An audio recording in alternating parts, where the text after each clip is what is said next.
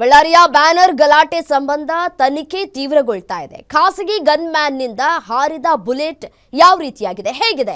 Post mortem ವೇಳೆ ಗುಂಡನ್ನ ಹೊರ ತೆಗೆದಿದ್ದಾರೆ ಡಾಕ್ಟರ್ಸ್ಗಳು. ರಾಜಶೇಖರ್ ದೇಹದಲ್ಲಿ ಇದ್ದಂತಹ ಗುಂಡನ್ನ ಇದೀಗ ಫಾರೆನ್ಸಿಕ್ ಲ್ಯಾಬ್ಗೆ ರವಾನೆ ಮಾಡಲಾಗಿದೆ. ರಾಜಶೇಖರ್ ದೇಹ ಹೊಕ್ಕಿದ್ದು 12 mm ಸಿಂಗಲ್ ಬೋರ್ ಗುಂಡು ಅನ್ನೋದು ಗೊತ್ತಾಗ್ತಾ ಇದೆ. ಆದ್ರೆ ಯಾವ ಗನ್ನಿಂದ ಬಂದಿದೆ ಅನ್ನೋದು ಪೊಲೀಸರ ತನಿಖೆಯಿಂದ ತಿಳಿದು ಬರಬೇಕಾಗಿದೆ. ಘಟನೆಯಲ್ಲಿ ಮತ್ತೊಂದು ದೊಡ್ಡ ಅನಾಹುತಗಳು ಕೂಡ ತಪ್ಪಿದೆ ಅನ್ನುವಂತಹ ಮಾಹಿತಿ ಸಿಗ್ತಾ ಇದೆ. ಈ ಗುಂಡು ಹಾರಿದ ಬಳಿಕ ಸ್ಪ್ರೆಡ್ ಆಗುವ 12 mm ಸಿಂಗಲ್ ಬೋರ್ ಬುಲೆಟ್ ಅಂತ ಗೊತ್ತಾಗ್ತಾ ಇದೆ. 4-5 ಅಡಿ ದೂರದಲ್ಲಿ ಗುಂಡನ್ನ ಹಾರಿಸಿರೋದ್ರಿಂದ ಓರ್ವ ಮಾತ್ರ ಸಾವನ್ನಪ್ಪಿದ್ದಾನೆ.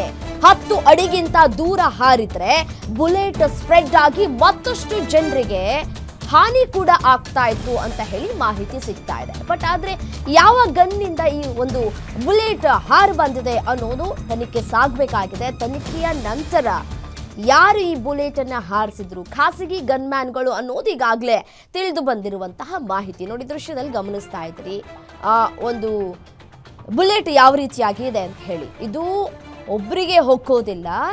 ಆ ಗುಂಡು ಒಬ್ಬರಿಂದ ತಾಕಿ ಸುಮಾರು 10ರಿಂದ 12 ಜನಕ್ಕೂ ತಾಗುವಂತಹ ಸಾಧ್ಯತೆ ಇದ್ರೂ ಇರಬಹುದು ಅಂತ ಹೇಳಿ ಅಂದಾಜಿಸಲಾಗ್ತಾ ಇದೆ.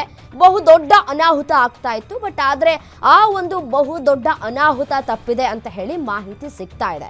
ಈಗ ಖಾಸಗಿ ಗನ್ ಮ್ಯಾನ್ಗಳನ್ನು ಈಗಾಗಲೇ ವಶಕ್ಕೆ ತೆಗೆದುಕೊಂಡಿದ್ದಾರೆ ಪೊಲೀಸ್ನವರು. ಆದರೆ ಆ ಖಾಸಗಿ ಗನ್ ಮ್ಯಾನ್ಗಳಿಂದ ಇದೀಗ ಆ ಒಂದು ಗನ್ನನ್ನ ವಶಕ್ಕೆ ತೆಗೆದುಕೊಂಡು ಯಾವ ಗನ್ನಿನಿಂದ ಈ ಒಂದು ಬುಲೆಟ್ ಹೊರಗಡೆ ಬಂದಿದೆ ಅನ್ನೋದನ್ನ ತನಿಖೆಯನ್ನ ನಡೆಸಬೇಕಾಗಿದೆ. ತನಿಖೆ ಸದ್ಯಕ್ಕೆ ಸಾಗ್ತಾ ಇದೆ.